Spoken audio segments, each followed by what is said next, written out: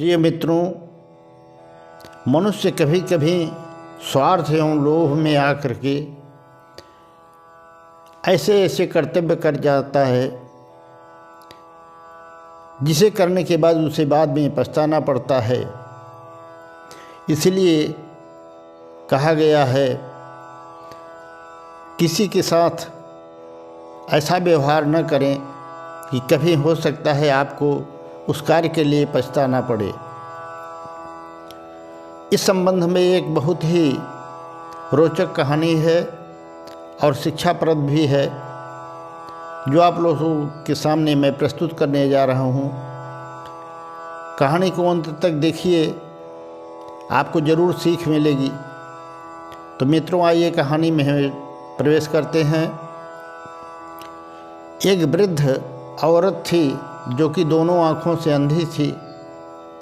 वह मंदिर के सामने जाकर के बैठ जाती थी और भीख मांगती थी और उससे जो भी मिल जाता उससे अपना गुजारा करती थी। कोई संतान भी नहीं थी, आगे पीछे कोई नहीं था। अपनी लाठी के सहारे टटोल करके रास्ता जाना और आना उसका यही काम था। प्रतिदिन मंदिर जाती, उससे उसका जो गुजारा होता वो कर लेती। बुढ़िया मन ही मन बहुत परेशान ही रहा करती थी। उम्र भी 80-85 के आसपास हो गई थी।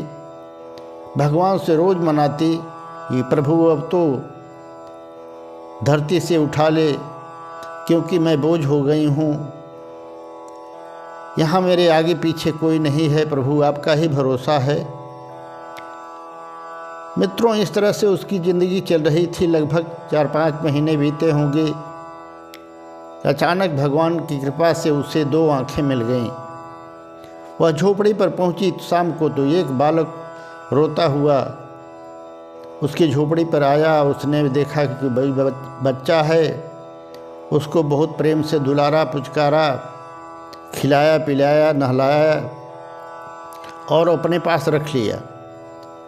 अब वो बालक ज़्यादा से ज़्यादा 7-8 साल का था। एक दिन 2 दिन के बाद उस माता से इतना प्रेम हो गया, वह उन्हीं के पास रहने लगा और उन्हीं को अपना माता समझने लगा। अब वह बुढ़िया का नित्य प्रति का कर्म था कि वह जाती थी और मंदिर से भीख मांग करके आती थी और जो कुछ भी बनाती उस अपने बच्चे को पहले खिलाती। वह भी उसे बेटे की तरह मानने लगी थी। खिलाने पिलाने के बाद जो भी उसके पास पैसा बच जाता तो एक हांडी में करके, ये देहात में हांडी होती है ना मिट्टी की, उसमें करके और उसको छिपा करके जो अपनी झोपड़ी में रख देती थी। कभी बच्चा किसी बात के लिए जिद करेगा तो उसके लिए ये पैसे रहेंगे तो मैं उसे दे दूँगी। ये करते करते बुढ़िया को लगभग वर्षों हो गए। वह बालक भी उसे ही अपनी माँ मानता था। उसे न अपने असली माँ और बाप का कुछ पता था। और बुढ़िया भी सोचती थी कि पता नहीं कहाँ से भगवान की कृपा से बालक आ गया है, मुझे भी जीने का एक सहारा मिल गया है। वह भी अपना सारा स्नेह प्यार वात्सल्य उसी पर निछावर करती थी। एक दिन की बात हुई मित्रों, वह बालक बीमार पड़ गया, बुखार से तपने लगा। बुढ़िया ने देखा तो वह बहुत परेशान होने लगी। उसने देसी दवाइयों का बहुत उपचार किया, लोगों को बुला करके पूछा और जो भी लोगों ने बताया वो उपचार किया, इलाज किया, पर लड़का ठीक होने का नाम नहीं ले रहा था। रात्रि भर बुढ़िया परेशान रही। फिर उसके दिमाग में आया कि मैं गांव के ही कुछ लोग से उधार ले लूं और बाद में चुकता कर दूंगी। अब वह गांव में जहां भी जाती है उस गरीब स्त्री को कोई सहारा नहीं देता है और डांट करके सब भगा देते हैं। तो एक उसके पहले ये बुढ़िया जो थी अपनी जो हांडी के पैसे थे गांव का जो सेठ था उसके यहाँ जमा कर आई थी और उस सेठ ने उस पैसे को जमा कर लिया था उसके नाम पर और बोल दिया था कि जाओ माताजी आपका जमा हो गया। और बुढ़िया संतुष्ट होकर चली आई थी और वो पैसे उसकी ज़िंदगी भर के कमाई थे उस हाड़ी में। तब उसे विचार आया कि क्यों न मैं सेठ के पास चलूं और अपना पैसा मांग लूं, जिससे कि इस बच्चे का इलाज तो हो जाए, ठीक हो जाए। ऐसा विचार करके वह बुढ़िया स्त्री अपने सेठ के पास गई जहां उसने पैसा जमा कर रखा था। जब सेठ के यहाँ बुढ़िया गई और सेठ से अपने पैसा मांगने लगी कि हमारा पैसा सेठ जो जमा किया था हमने दे दीजिए, हमें बहुत ज़रूरत पड़ गई है, मेरा बच्चा बीमार है, नहीं तो नहीं ठीक हो पा जाएगा, उसकी ज़िंदगी खतरे में है। सेठ ने कहा, अरे तू कौन है रे? मैं तुझे पहचानता नहीं हूँ, तुमने कब पैसा जमा किया था मेरे यहाँ? अरे बुढ़िया ने कहा कि अभी तो मैं 2 साल से जमा कर रही हूँ पैसा आपके यहाँ, आपने रसीद भी दिया है, मैं अंधी हूँ, नहीं देखती हूँ, तो इसका नाजायज़ फ़ायदा क्यों उठा रहे हो सेठ? मैं आपके हाथ जोड़ती हूँ, मेरा पैसा मुझे वापस दिलवा दीजिए। सेठ अपने मुनीम को इशारे से बुलाया और इशारे से ही समझा दिया कि जाओ देखो कि इस बुढ़िया के नाम पर कोई पैसा जमा है क्या, और अगर जमा हो तो दे दो। मुनीम समझ गया था, वह गया झूठ मूठ का इधर उधर रजिस्टर पलटा पुलटा, उसके बाद लौट करके आया, बोला इन बुढ़िया माँ का कोई पैसा जमा नहीं है। अब बुढ़िया हताश हो गई, निराश हो गई, बड़ी चिंता में थी। उसने सेठ से हाथ जोड़ लीजिए कि सेठ जी मेरा पैसा ना सही तो आप कम से कम उधार ही दे दीजिए, मेरा बच्चा बहुत ही बीमार है, ईश्वर पता नहीं क्या करेगा, आप कम से कम मुझे उधार ही दे दीजिए। उस सेठ ने उस बुढ़िया को डांट करके भगा दिया।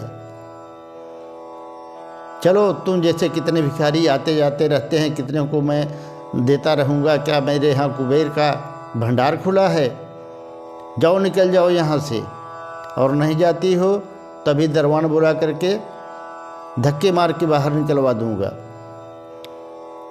बुढ़िया की आंखों से आंसू ढुलक पड़े। उसने कहा जाओ, आपका भगवान भला करे, मैं तो जाती हूँ। बुढ़िया वहाँ से अपनी झोपड़ी पर चली आई। बच्चा बुखार से तप रहा था। रात्रि भर उसने इंतजार किया। सुबह उसके मन में अचानक विचार आया कि अब तो ये बच्चा मेरे हाथ से जाने वाला है और मैं बहुत प्रयास करके भी थक चुकी हूँ।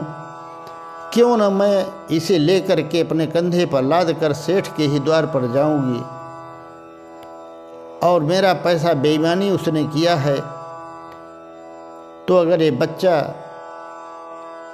मरे तो भी उसी के द्वार पर मरे।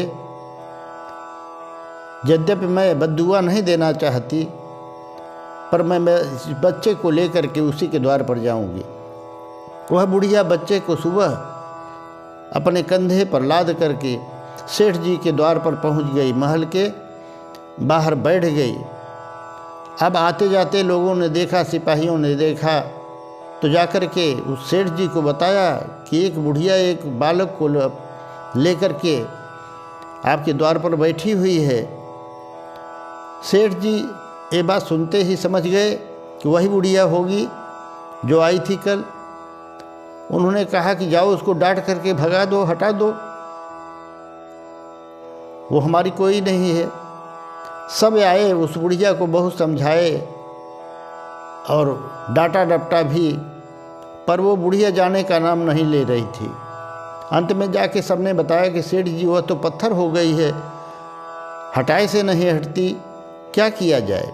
सेठ को गुस्सा आया और गुस्से में आकर के उन्होंने स्वयं आने का निश्चय किया, और आए तो देखा कि एक उस बूढ़ी माँ के गोद में 15 साल का बच्चा सर धर के उसकी गोद में लेटा हुआ है। और सेठ जी को जैसे कुछ आश्चर्य सा होने लगा। उस बालक को जब देखा तो उन्हें अपनी पुरानी बातें कुछ याद आने लगी। उनका बेटा करीब 10-12 साल पहले एक मेले में छूट गया था, जो कभी मिला नहीं। अब उस बच्चे में सेठ जी अपने बच्चे को देखने लगे। चेहरे से तो उन्हें अंदर ही अंदर लगने लगा कि शायद मेरा ही बच्चा है।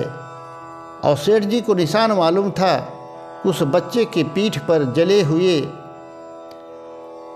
का निशान है, जो कि काला पड़ गया है। धीरे से उस बच्चे के बनियान को हटा करके सेठ जी ने देखा तो वो निशान साफ साफ दिखाई दे रहा था। अब तो सेठ की आंखों से आंसू गिरने लगे और उन्होंने बहुत ज़ोर से आवाज़ लगाया, अपने सेठानी को बुलवाया और देखा, देखो मेरा बेटा मिल गया, मेरा बेटा मिल गया, भगवान ने बड़ी कृपा की, मेरा बेटा मिल गया।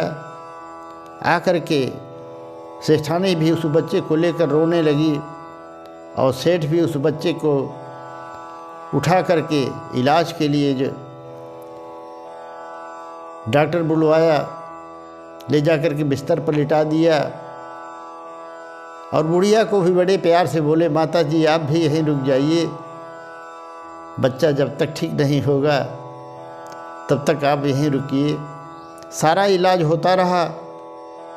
और तब बुढ़िया ने कहा, अरे सेठ जी, ये मेरा जब तक मेरा बच्चा था तो मर जाता तो भी आपको कबूल था, पर जब आपका बेटा निकला तो दुनिया भर के डॉक्टर इकट्ठे कर रहे हो, या कि यही तुम्हारी ईमानदारी है। सेठ क्या करे, वह लज्जित हो गया।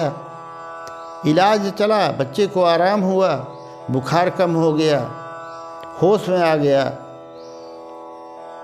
पर वह अचानक, बुढ़िया वहाँ पर से बगल थी, अपने कुटिया पर चली आई थी। होश आने के बाद बच्चा माँ माँ करके पुकारने लगा और कितना भी इलाज किया जाए पर वह बेसुध हो जाए, और जब भी आँख खुले तो माँ माँ माँ माँ बुलाता रहे। अंत में हार करके उस सेठ को बुढ़िया के कुटिया पर जाना पड़ा और बुला करके लाए कि माँ, उस बच्चे की ज़िंदगी अब आपके ही हाथ में है। वह जब भी होश में आता है तो आपको ही माँ माँ करके पुकारता है। आप कम से कम चल करके उससे सांत्वना दीजिए ताकि उसकी ज़िंदगी बच सके। बुढ़िया आई और बच्चे के माथे पर कोमल हाथ फेरा। बच्चे को मालूम पड़ गया ये माँ का हाथ है। उसने आंखें खोल दी और उठ करके उस माँ से लिपट करके रोने लगा। बुढ़िया माँ ने उसे बहुत समझाया, बेटा ठीक ठाक रहो, ये लोग ही तुम्हारे माता पिता हैं, ये तो 4 दिन का संयोग था, हमारा तुम्हारा संयोग था, हमने तुम्हारी सेवा की, अब माफ़ करो बेटा, इन लोगों के साथ रहो, तुम्हारी ज़िंदगी सही सलामत रहे, इसी में मेरी खुशी है। इतना कह के ढेर सारा आशीर्वाद दे करके बुढ़िया वहाँ से चली गई।